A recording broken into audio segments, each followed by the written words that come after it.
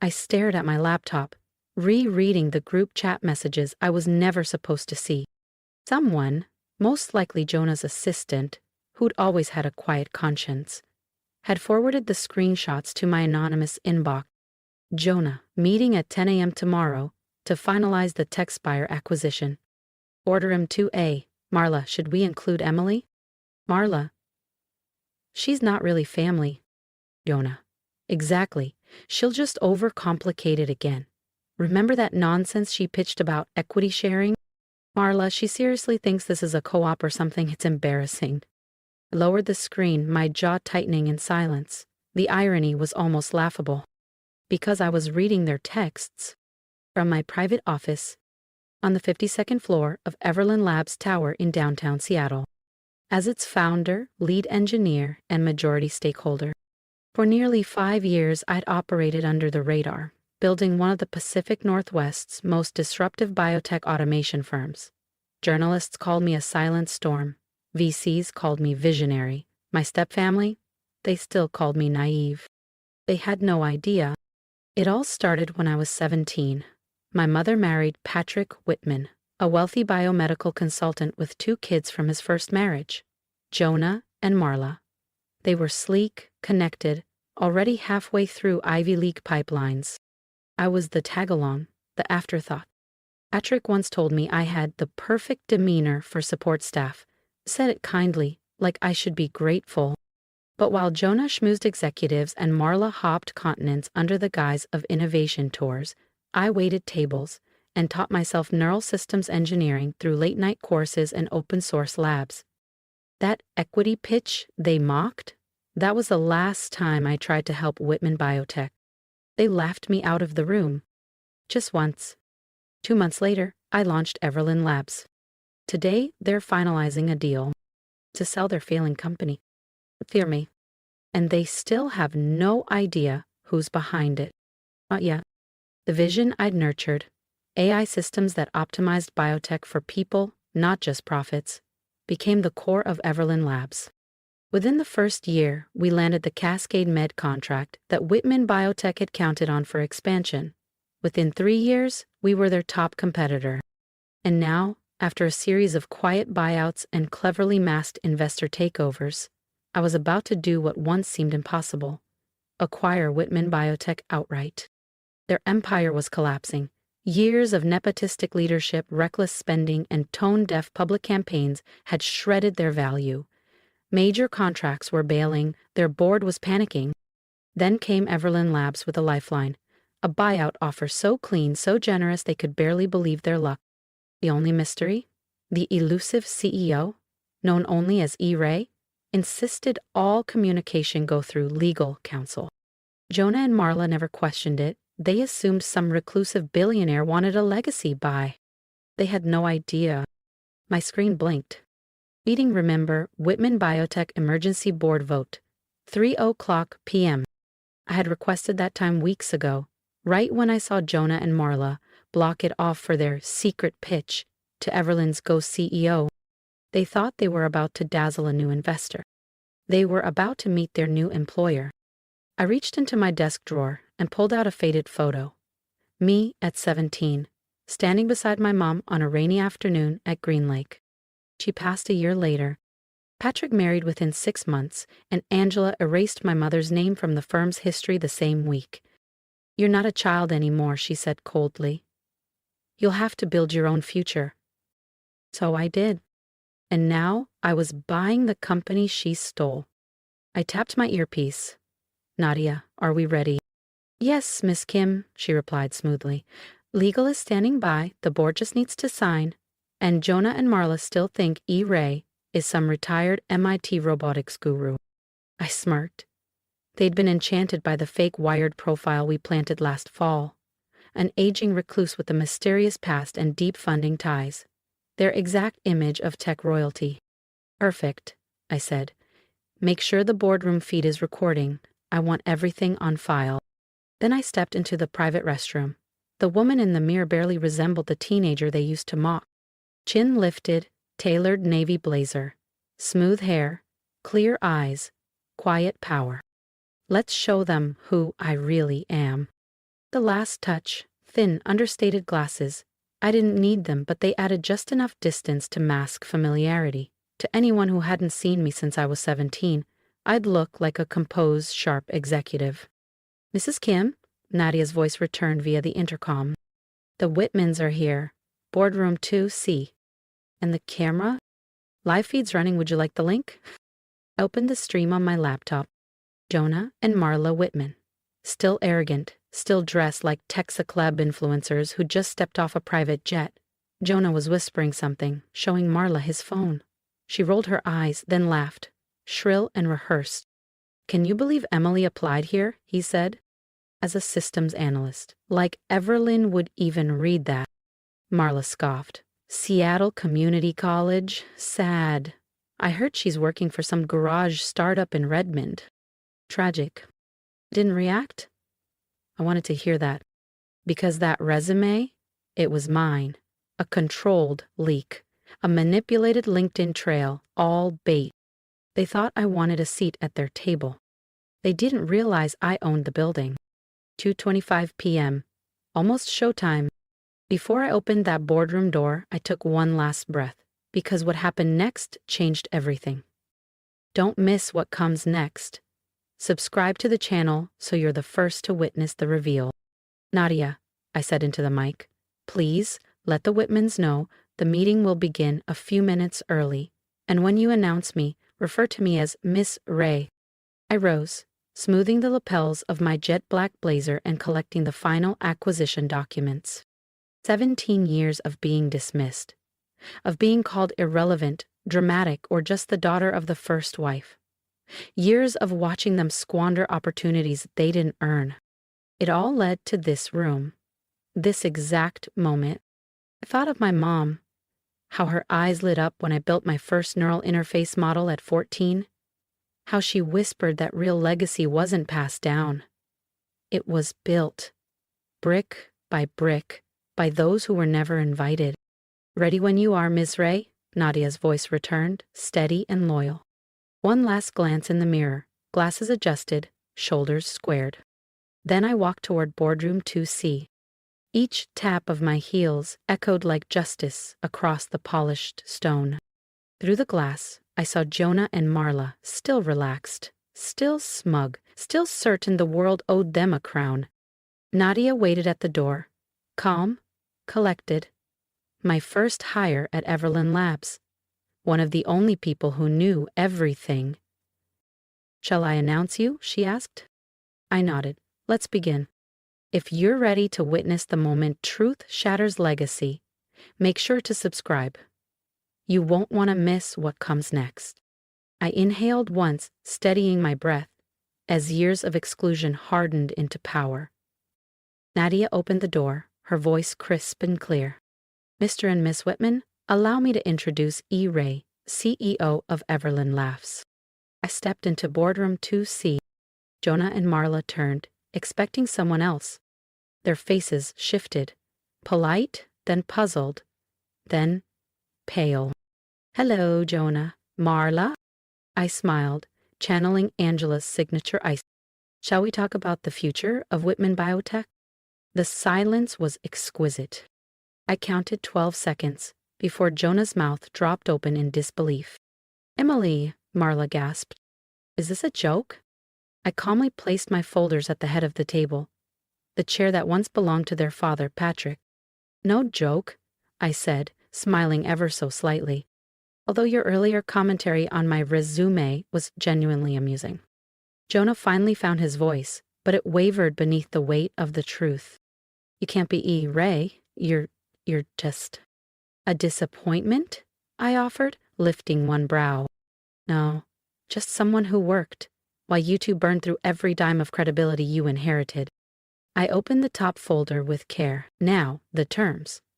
Everlyn Labs will acquire Whitman Biotech for $2,400,000,000. Select departments will merge, executive roles will be restructured. Effective immediately.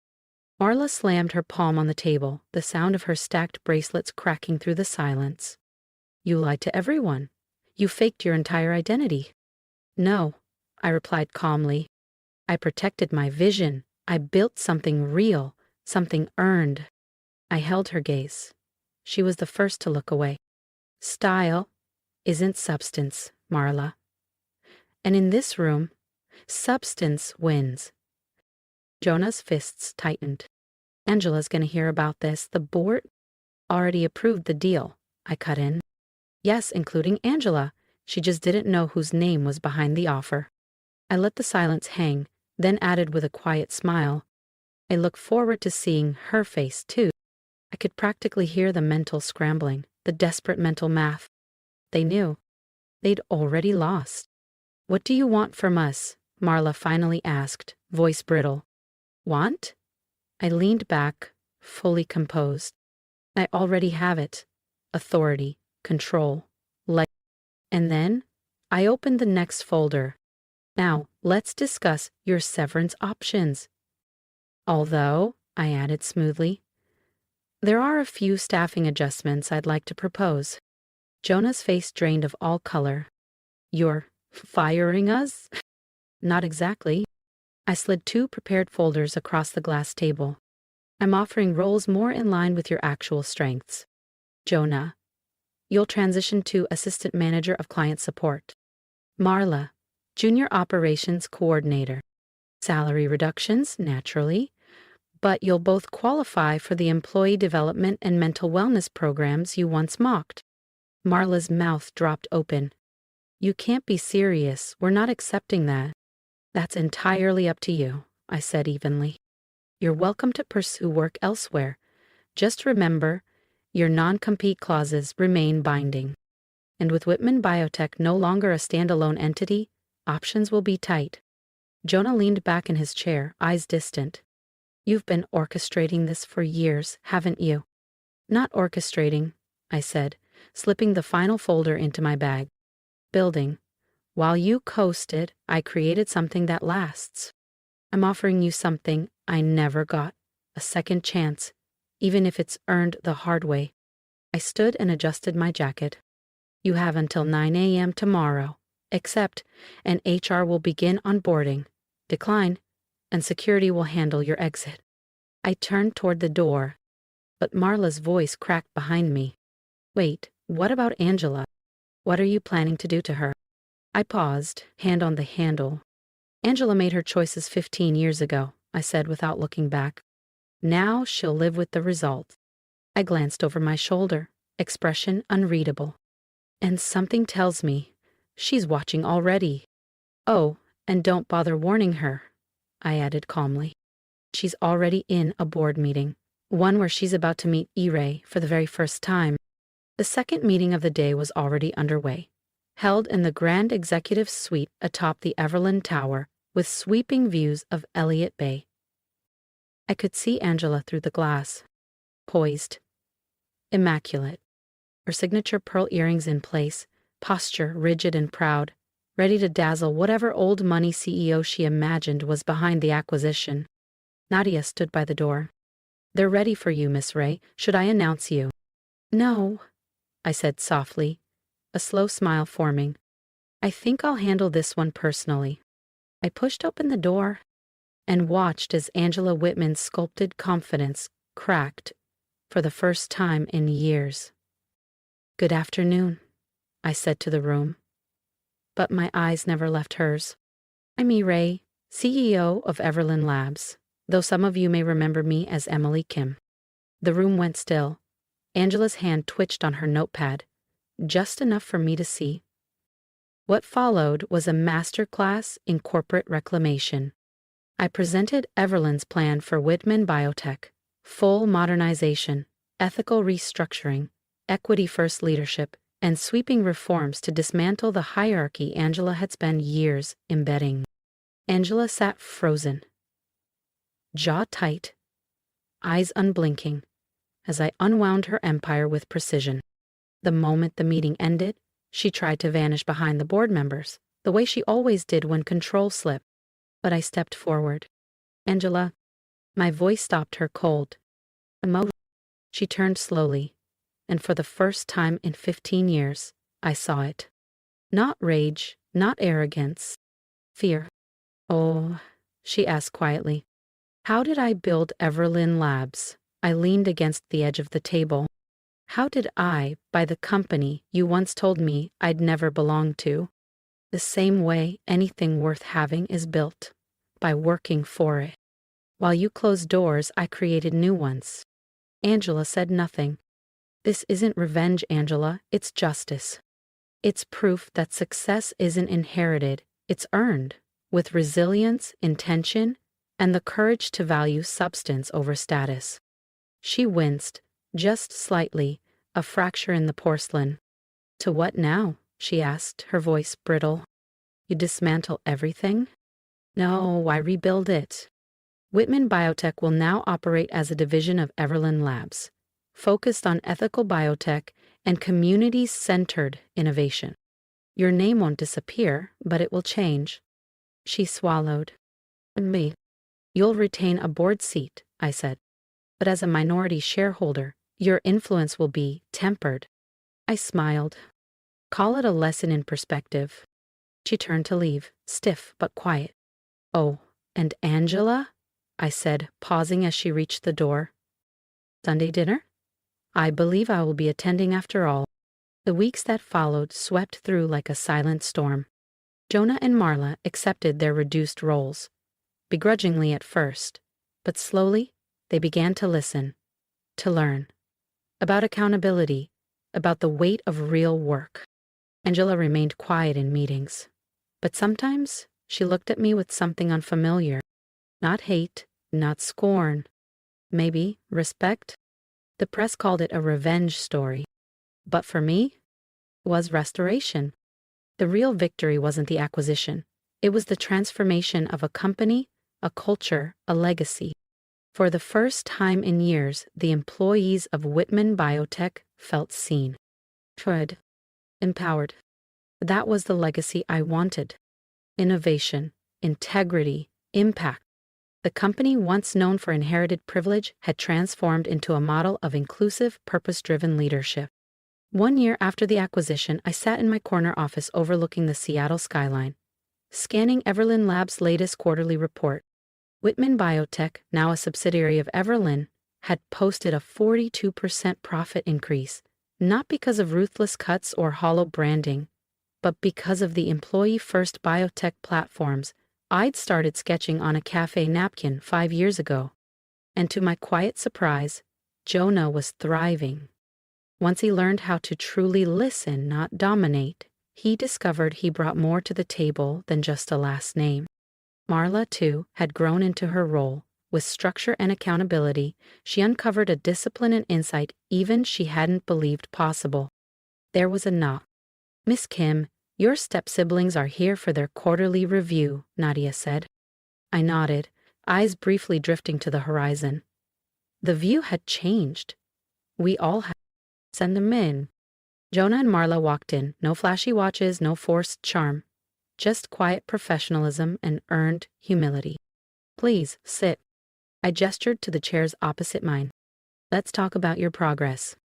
As we moved through their development plans, my mind flickered to my mother. She used to tell me that success wasn't about silencing others, it was about becoming someone worth listening to. I hadn't taken over Whitman Biotech to crush them. I did it to reveal a deeper truth. That merit, not bloodline, defines legacy. And maybe, by rebuilding what they nearly destroyed, we all became something better. Not out of vengeance, but purpose. And in that, I found something greater than triumph. Peace.